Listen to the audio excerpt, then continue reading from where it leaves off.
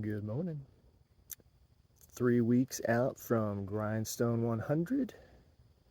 Looking to get in 30, maybe 32 if it's feeling good today, but the weather is amazing. It's about 57 degrees, almost clear skies, mostly full moon.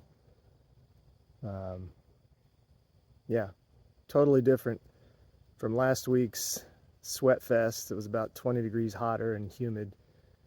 So looking to speed things up today, less vert, kind of do better than my 13-minute pace from last week average. So we'll see how it goes.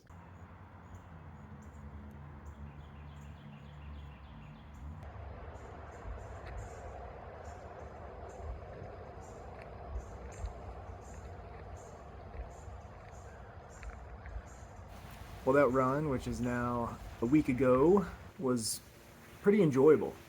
It was cool. My hydration and fueling kind of got those dialed in now for what I plan to do during the race here in a couple weeks. Yeah, saw some birds, a heron and an owl. Beautiful sunrise over the reservoir. So overall, a good run. Looking forward to what I got coming up tomorrow.